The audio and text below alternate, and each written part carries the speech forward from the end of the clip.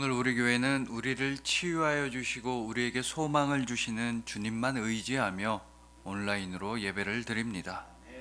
주님께서 베풀어 주시는 은혜로 말미암아 모든 열방이 회복될 그날을 믿음의 눈으로 바라보며 모든 영광 주님께 올려드립니다.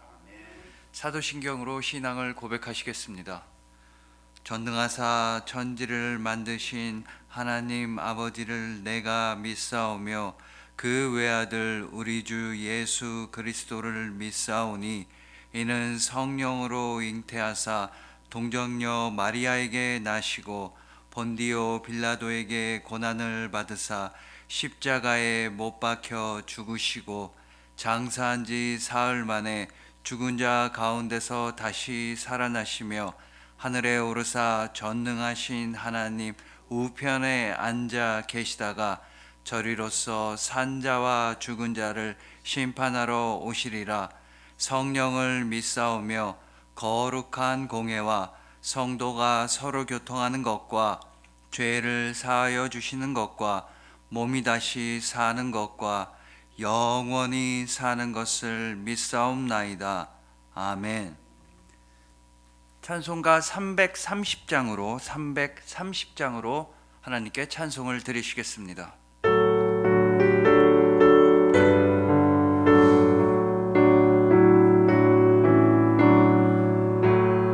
어두운 밤 시대리니 내 직분 지켜서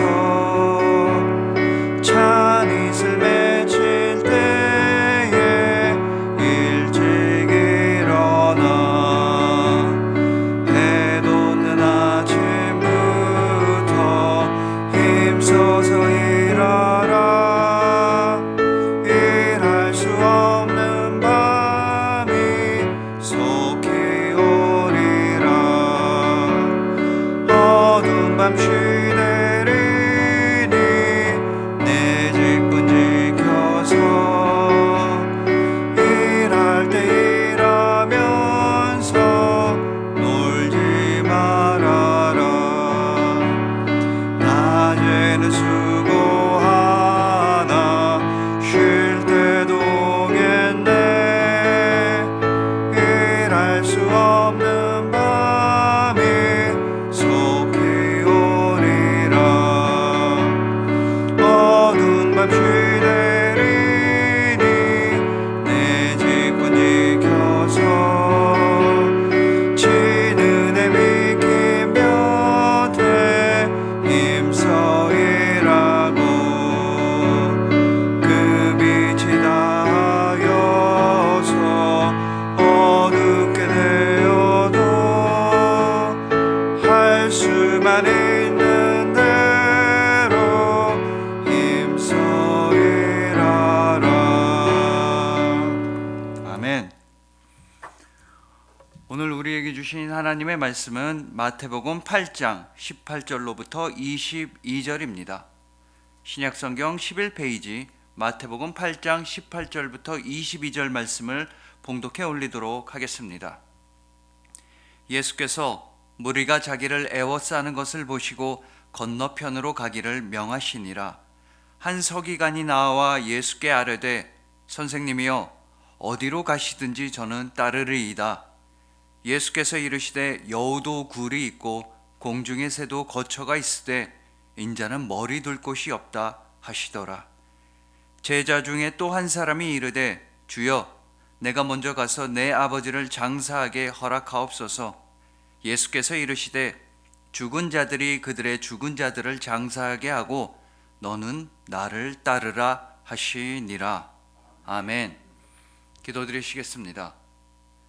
우리의 본이 되어주신 주님, 오직 주님 닮기를 소망합니다. 주님의 발자취를 따라 걸어가기를 소망합니다. 예수 그리스도의 향기를 품고 살아가겠습니다. 감사합니다. 우리의 선한 목자 우리 주님 예수 그리스도의 이름으로 기도드렸습니다. 아멘. 오늘은 나를 따르라 라는 말씀으로 주님의 은혜를 함께 나누도록 하시겠습니다. 자, 여러분들이 잘 아시는 찬송 중에 내 손을 주께 높이 듭니다 라는 찬송에는 이런 가사가 나옵니다. 슬픔 대신 희락을, 재 대신 화관을, 근심 대신 찬송을, 찬송의 옷을 주셨네. 이 찬송가의 가사는 원래 이사야서 61장 3절로부터 유래합니다. 무릇 시온에서 슬퍼하는 자에게 화관을 주어 그 죄를 대신하며 기쁨의 기름으로 그 슬픔을 대신하며 찬송의 옷으로 그 근심을 대신하시고, 이 말씀 그대로 주님께서는 우리에게 슬픔 대신에 희락과 기쁨을 주시고 더러운 죄 대신에 예쁜 꽃으로 만든 면류관을 주시고 근심 대신에 찬송을 주십니다. 여기서 중요한 건 바로 대신, 이 대신이라는 단어라고 유진 피터슨 목사님은 말합니다. 기독교는 대신의 종교라는 것입니다.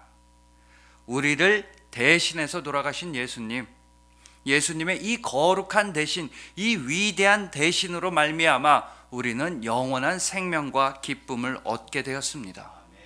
그래서 이제는 우리가 나의 욕심 대신에 주님 나라의 영광을 위해 살아가야 합니다. 내 생각에 중요한 일 대신에 예수님께서 중요하게 여기시는 일을 해야만 합니다. 이제는 내가 사는 것이 아니라 오직 내 안에 계신 예수 그리스도로 사는 것, 이것이 제자도이며, 오늘 본문은 예수님을 따르는 제자도에 관해서 굉장히 잘 알려주고 있습니다. 오늘 본문 말씀을 통해서 우리 모두가 오직 예수님만을 따르고 소망하고 본받는 예수님의 참된 제자가 되기를 간절히 소망합니다. 자, 오늘 본문이 포함된 마태복음 8장을 읽다 보면 오늘 본문은 조금은 생뚱맞아 보일 수도 있습니다. 마태복음 8장 전체의 흐름 중에서 유독 오늘 본문만이 조금은 다른 이야기를 하고 있는 것처럼 보이기 때문입니다. 이 마태복음 8장은 그야말로 치유의 이야기입니다. 처음부터 끝까지 예수님의 치유하심이 나타납니다. 그러다가 유독 오늘 본문에만 치유나 고침에 관한 말씀이 없습니다. 또 우리 시야를 좀 더 넓혀보면요, 마태복음 8장과 9장 전체가 예수님의 치유, 예수님께서 행하신 기적들로 가득 차 있다는 것을 우리는 알게 됩니다. 그리고 이 마태복음 8장과 9장 두 장에서 예수님께서 행하신 치유와 기적은 모두 10가지였습니다. 이런 마태복음 8장과 9장의 10가지 기적은 출애굽기의 10가지 재앙을 떠올리게 한다고 김기성 목사님은 말합니다. 다만 출애굽기에서의 10가지 재앙이 나쁜 제국, 악하고 오래된 나라 애굽에 대한 심판을 상징한다면, 예수님의 10가지 기적은 예수님을 통해서 나타날 새로운 나라, 아름답고 거룩한 하나님 나라를 암시한다고 말입니다. 게다가 이 마태복음 8장과 9장은 예수님의 산상수훈 직후에 벌어지는 이야기입니다. 즉 예수님께서는 산 위에서 하나님 나라의 복음과 제자들의 삶에 대해서 말씀하신 이후에 곧바로 땅 위에서 하나님 나라의 치유와 회복을 몸소 보여주셨던 것입니다. 그러니까 예수님께서는 말씀하시고 나서 그 말씀 그대로 실천하는 분이셨다는 뜻입니다. 우리는 이런 맥락에서 오늘 본문을 읽어야 합니다. 그래야 예수님을 따르는 삶에 관한 말씀, 즉 제자도에 관한 말씀인 오늘 본문이 왜 하필이면 치유 이야기의 중간에 등장하는지를 이해할 수가 있습니다. 자, 마태복음 8장과 9장에서 예수님은 10가지 기적을 일으키셨다고 말씀드렸습니다. 그런데 3가지나 4가지 기적을 행하신 이후에 꼭 예수님은 나를 따르라, 하나님 나라의 일을 하자고 말씀하십니다. 치유하시는 중간중간마다 오늘 본문처럼 제자와 일꾼을 부르시는 것입니다. 자, 마태복음 8장이 시작하자마자 예수님은 나병 환자를 고쳐주셨습니다. 그 다음엔 중풍병으로 고통받는 백부장의 하인을 말씀만으로 고쳐주셨습니다. 이어서 베드로의 장모의 열병을 낫게 해주셨습니다. 그리고 나서 오늘 본문이 등장합니다. 세 번의 치유 이후에 나를 따르라고 말씀하시고 예수님을 따르는 삶이란 무엇인지에 대해서 오늘 본문에서 말씀하십니다. 또 오늘 본문 이후에는 바람과 파도를 잔잔하게 해주셔서 무서워 죽겠다고 하던 제자들의 다친 마음을 어루만져 주십니다. 고쳐주셨습니다. 또 귀신 들렸던 두 사람을 온전하게 낫게 해주시기도 했습니다. 그리고 이어지는 마태복음 9장의 도입부에서 예수님은 친구들이 데려온 침상에 누워있는 중풍병자를 고쳐주셨습니다. 그리고 나서 세리 일을 하던 마태에게 마태복음 9장 9절에서 말씀하십니다. 나를 따르라. 나를 따르라. 세 가지 기적 이후에 나를 따르라고 다시 한번 말씀하십니다. 그 다음에 혈류증으로 12년을 아파하던 여인을 고쳐주시고 이미 죽었던 관리의 딸을 살아나게 하셨습니다. 이어서 두 맹인의 눈을 뜨게 해주셨고 귀신 들려서 말 못하던 사람도 다시 제정신이 되어 말을 할 수 있게 고쳐주셨습니다. 이 네 가지 치유 이후에는 예수님은 이렇게 말씀하십니다. 마태복음 9장 37절과 38절입니다. 이에 제자들에게 이르시되 추수할 것은 많되 일꾼이 적으니 그러므로 추수하는 주인에게 청하여 추수할 일꾼들을 보내주소서 하라 하시니라. 그러니까 예수님께서 제자와 일꾼을 부르시고 나를 따르라고 말씀하신 건 치유와 회복의 한복판이자 중심에서였다는 사실이 중요한 것입니다. 가난한 자들에게 좋은 소식을 전하시고 아프고 상한 자들을 고쳐주시며 슬픔 대신의 기쁨을, 제 대신에 화관을 주시면서 예수님은 말씀하십니다. 나를 따르라. 나의 제자가 되어라. 나의 일꾼이 되어라. 이처럼 예수님은 그냥 말로만 나를 따르라고 하지 않으셨습니다. 몸소 본을 보이시면서 사람들에게 복음과 소망을 주시면서 모든 가난하고 아프고 힘든 자들을 직접 도와주시면서 말씀하십니다. 나를 따르라. 그렇기에 예수님을 따른다는 건 예수님께서 하시는 일을 따라서 한다는 의미입니다. 예수님의 삶을 배우고 예수님의 모든 것을 본받는다는 뜻입니다. 자, 우리나라에서 방송인으로 활동 중인 타일러 라쉬라고 하는 미국인이 이런 이야기를 한 적이 있습니다. 나이 차이가 꽤 많이 나는 자기 사촌 동생이 아주 어린 꼬마 아이였을 때 그 아이는 비행기를 너무나도 좋아했답니다. 하늘에 비행기만 지나가면 와, 비행기다, 비행기 진짜 좋아 이러고, 그 아이는 장난감도 비행기 장난감만 가지고 놀았습니다. 그러면 어른들이 물어보겠죠. 너 참 비행기 좋아하는구나. 얘야, 너는 꿈이 뭐니? 꼬마아이는 대답합니다. 난 비행기가 될 거예요. 그러면 어른들은 나중에 비행기 조종하는 사람, 파일럿이 되고 싶다는 거구나, 그거지? 아이는 아니라고 대답합니다. 아니, 그거 말고 난 비행기가 될 거예요. 그래도 어른들은 끝까지 말합니다. 사람은 비행기가 되는 게 아니야. 사람은 비행기 조종사가 돼야 하는 거야. 물론 나중에 그 사촌 동생은 당연히 비행기는 되지 못했고 비행기를 조종하는 사람이 되었다고 합니다. 하지만 실제 직업으로서 비행기를 조종하다 보니 이 비행기를 타는 게 일이 되다 보니까 어린 시절에 비행기를 좋아했던 그 기쁨과 행복은 느낄 수가 없다고 했습니다. 왜 아니겠습니까? 어린 시절의 순수한 행복은 생업의 고단함으로 인해 사라졌던 것입니다. 방송인 타일러 씨는 말합니다. 되는 것과 하는 것은 다릅니다. 이 세상이나 우리 사회에서는 되는 것을 강조합니다. 너 꿈이 뭐냐고 물어볼 때 꿈 대신에 직업을 넣어서 강요합니다. 너 나중에 뭐가 될래? 너 커서 뭐 해 먹고 살래? 하지만 여러분, 꿈이라는 건, 그리고 소망이라는 건 되는 게 아니라 하는 겁니다. 단순히 어떤 직업이나 직함이나 명함을 가지는 걸 꿈이라고 할 수는 없습니다.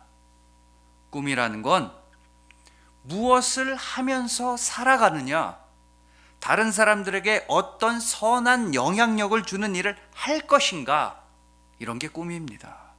그 어떤 직업도 상관없습니다. 다 좋습니다. 다만 주님의 뜻을 따라 살아가는 것만이 중요한 것입니다. 그리고 그리스도인이 된다는 건 예수 그리스도의 일을 하는 것입니다. 그리스도적으로 살아가고 그리스도께서 하셨던 일을 하는 겁니다. 오직 예수님을 따라서 살아가는 것입니다. 예수님께서 어떻게 살아가셨는지를 오늘 본문의 바로 앞절인 마태복음 8장 17절은 이렇게 말씀하고 있습니다. 이는 선지자 이사야를 통하여 하신 말씀에 우리의 연약한 것을 친히 담당하시고 병을 짊어지셨도다 함을 이루려 하심이더라. 물론 예수님께서는 가장 결정적으로 십자가 죽음을 통해서 우리의 연약함과 우리의 병과 우리의 죄악을 담당하셨습니다. 하지만 예수님은 살아 계셨던 그 모든 순간에 우리의 병을 짊어지시고 우리의 슬픔과 고통을 치유하셨다는 사실을 절대로 잊어서는 안 됩니다. 참으로 예수님은 단 한순간도 쉬지 않고 사람들을 도우셨습니다. 생의 모든 순간들을 우리를 위해 헌신하셨고 죽음의 그 순간까지도 우리를 위해 참고 견디셨습니다. 기억하시길 바랍니다. 예수님께서는 사람들을 고치시고 또 고치시다가 우리에게 말씀하십니다. 나를 따르라. 사람들을 도우시고 또 도우시다가 우리에게 말씀하십니다. 나의 제자가 되어라. 예수님은 처음부터 끝까지 사람들을 살리는 일을 하시면서 우리를 보고 말씀하십니다. 추수할 때가 되었으니 하나님의 일꾼이 되어라. 여러분들은 할 수 있습니다. 이웃들을 위로하고 도우며 소망을 주는 일을 여러분들은 할 수 있습니다. 여러분들은 이미 예수 그리스도 안에서 치유받고 생명을 얻고 소망을 누리고 있기 때문입니다. 여러분들처럼 치유받은 사람들만이 다른 사람들을 치유할 수 있습니다. 오직 여러분처럼 예수님을 닮은 사람들만이 예수님의 일을 할 수 있습니다. 여러분처럼 넘쳐나는 주님의 사랑을 받은 사람들만이 이 세상을 사랑으로 물들일 수가 있는 것입니다. 여러분들은 그리스도의 향기, 그리스도의 편지, 그리스도의 제자인 것입니다. 주님의 사랑으로 충만하여 예수님을 본받고 따르는 그 영광을 누리시는 여러분들을 주님의 이름으로 축복합니다. 자, 다음으로 오늘 본문을 자세히 한번 살펴보시겠습니다. 한 서기관이 예수님을 따르고 싶다고 고백하자 예수님께서는 본문 20절에서 그에게 이렇게 대답하십니다. 예수께서 이르시되 여우도 굴이 있고 공중의 새도 거처가 있으되 인자는 머리 둘 곳이 없다 하시더라. 여러분, 대궐 같은 집이나 수십억짜리 아파트가 아닙니다. 겨우 여우의 굴과 새의 둥지입니다. 그런 보잘것없는 쉴 곳도 예수님에겐 없다고 말씀하십니다. 인자는 머리 둘 곳이 없다. 그런 대표적인 예가, 예수님께서 머리 둘 곳이 없으셨던 대표적인 예가 곧바로 등장합니다. 마태복음 8장 28절 이하에서 예수님께서는 가다라 지방에서 귀신 들린 두 사람을 고쳐주셨습니다. 두 사람에게서 나온 귀신들은 돼지 떼에게로 들어갔고 그 결과 돼지들은 바다로 뛰어 들어가서 몰살당했습니다. 예수님께 치유받은 이 두 사람들은 시내로 가서 자기네 동네로 가서 예수님께서 행하신 놀라운 일을 전하였습니다. 그리고 그들의 이야기를 들은 사람들은 예수님께로 몰려와서 다음과 같이 행동했습니다. 마태복음 8장 34절입니다. 온 시내가 예수를 만나려고 나가서 보고 그 지방에서 떠나시기를 간구하더라. 떠나시기를 간구하더라. 자기네 동네에서 귀신 들린 2명을 고쳐주었는데도 사람들은 예수님이 사라져 주기를 원했습니다. 이 동네에 있지 말고 떠나달라고 아주 간구했습니다. 이처럼 예수님께서는 외롭고 쓸쓸한 길을 가셨습니다. 머리 둘 곳이 없으셨습니다.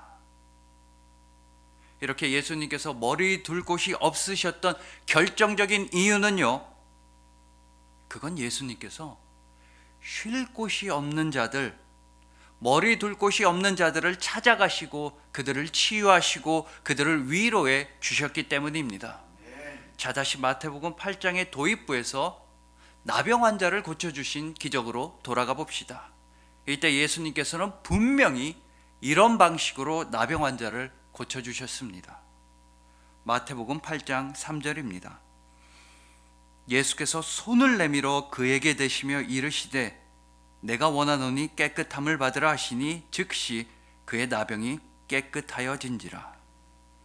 예수께서 손을 내밀어 그에게 대시며, 예수님은 당신의 손으로 나병 환자를 어루만져 주셨던 것입니다. 율법에 따르면 나병 환자에게 손을 대는 것은 스스로를 부정하게 만드는 행위입니다. 그 누구도 나병 환자에게 다가가서는 안 됐고 나병 환자는 외딴 곳에서 격리 조치를 당해야만 했습니다. 하지만 예수님께서는 아무런 망설임도 없이, 그 어떤 거리낌도 없이 나병 환자의 몸을 어루만져 주셨습니다. 그럼으로써 나병 환자의 부정함과 고통을 당신의 것으로 받아들이셨습니다. 예수님의 이 아름다운 행동으로써 부정은 사라지고 질병은 소멸되고 환자는 회복되었습니다. 또한 이어지는 이야기에서 예수님은 이방인 백부장의 하인을 고쳐주셨습니다. 이방인이라고, 외국인이라면서 유대인들이 부정한 사람이라고 피하는 이 이방인의 소원을 들어주셨습니다.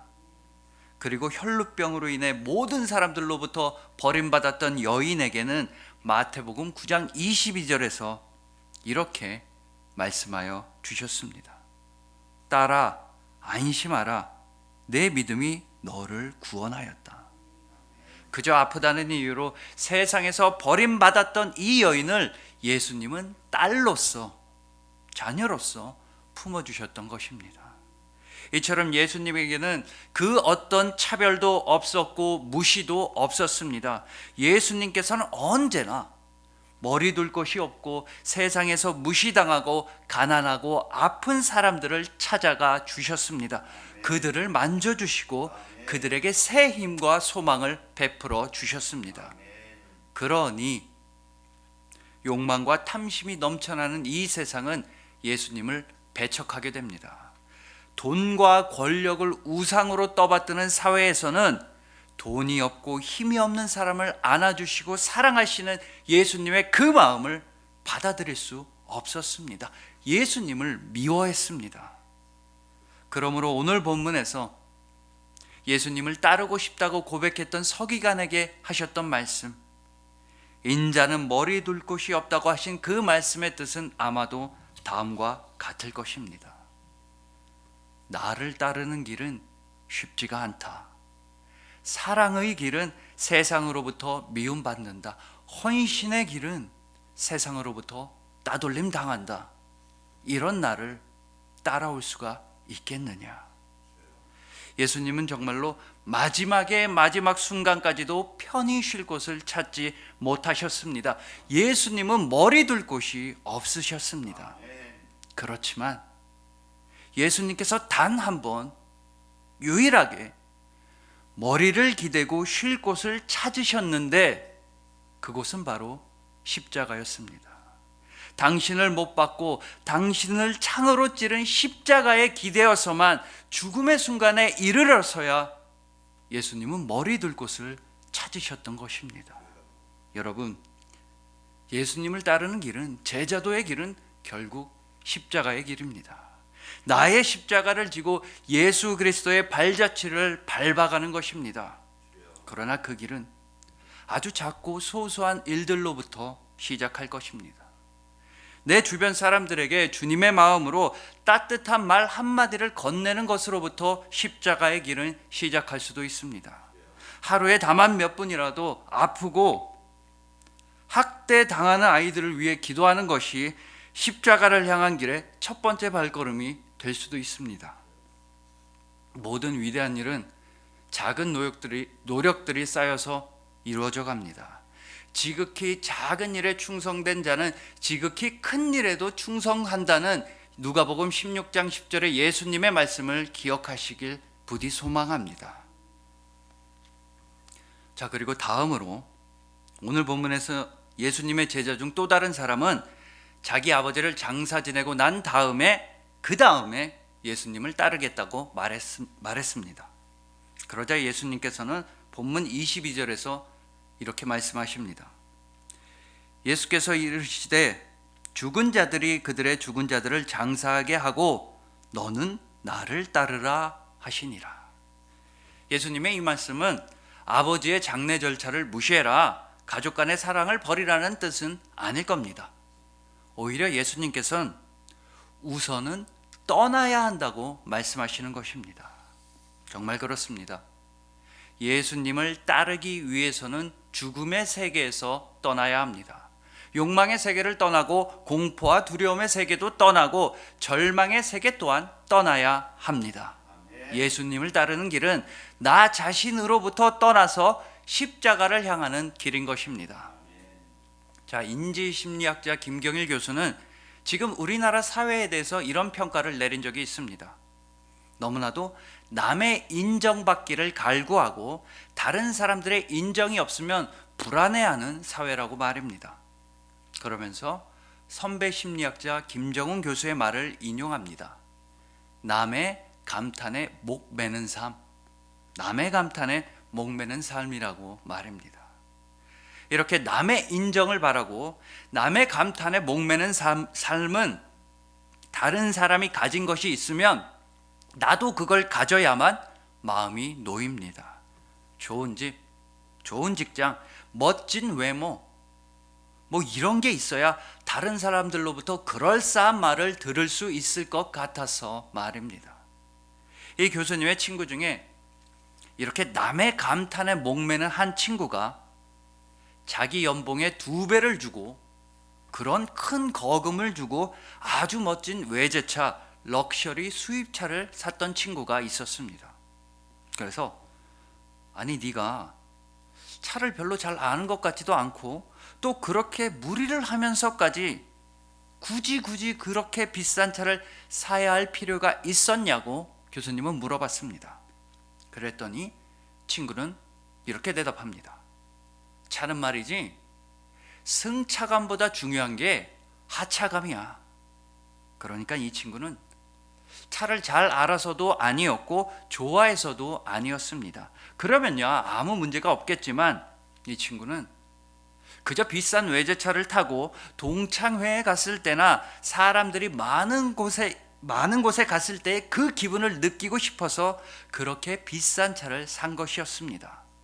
자기가 차에서 딱 내렸을 때 사람들이 와 멋있다, 와 좋은 차다, 이런 남의 감탄을 받고 싶은 마음에 그 짧은 하차감을 위해서 그렇게 과소비를 했던 것입니다. 하지만 여러분, 우리의 삶은 그런 방식으로는 채워지지가 않습니다. 우리가 가진 재산이나 물건이나 명예로서 우리 삶이 풍성해지는 게 아닙니다.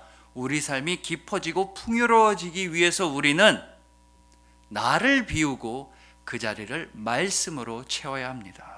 내가 죽어야 주님의 부활로서 살아납니다. 내가 사라져야 예수님을 따를 수가 있는 것입니다. 예수님을 따르는 제자도란 진정으로 무엇인지에 대한 핵심적인 말씀이 갈라디아서 6장 14절에 있습니다. 그러나 내게는 우리 주 예수 그리스도의 십자가 외에 결코 자랑할 것이 없으니 그리스도로 말미암아 세상이 나를 대하여 십자가에 못 박히고 내가 또한 세상을 대하여 그러하니라. 여러분, 과감히 떠나십시오. 예수님을 따르기 위해서는 참으로 떠나야 합니다. 욕망과 거짓과 죄악의 세계를 떠나십시오. 그리고 예수 그리스도의 십자가의 길로 떠나십시오. 주님의 십자가만이, 예수님의 십자가만이 우리의 자랑이자 제자도의 교과서이자 그리스도인의 영광의 면류관인 것입니다. 그리하여 예수님을 따라서 예수님께서 하신 일들을 실천하시는 여러분들, 비록 좁지만 영원한 길, 바로 십자가의 길로 나아가시는 여러분들, 예수 그리스도의 참 제자이신 여러분들을 진심으로 사랑하고 축복합니다. 기도드리시겠습니다. 우리의 본이 되어주신 주님, 주님의 말씀을 따라서, 주님의 삶을 따라서 살아가기를 소망합니다. 오직 예수님을 닮은 모습으로 살아가기만을 소망합니다. 우리에게 생명을 주신 주님을 따라서 우리도 이 세상에 생명을 전하겠습니다. 우리를 사랑하신 주님을 따라 우리도 이웃들을 사랑하겠습니다. 십자가를 지신 주님을 따라서 우리도 십자가의 길로 묵묵히 걸어가겠습니다. 오직 주님 한 분만이 우리의 소망이자 꿈이자 모든 것이 되어주셨습니다. 감사합니다. 우리의 선한 목자, 우리 주 예수 그리스도의 이름으로 기도드립니다. 아멘. 이제는 우리에게 영원한 생명을 베풀어 주신 우리 주님 예수 그리스도의 은혜와 우리를 자녀 삼아 주신 하나님 아버지의 영원하신 사랑과 우리를 떠나지 아니하시는 보혜사 성령님의 교통하심과 위로하여 주심이 오직 예수님을 따르길 소망하며 온라인으로 예배를 드리는 모든 성도들의 머리 위에 지금부터 영원토록 함께할지어다.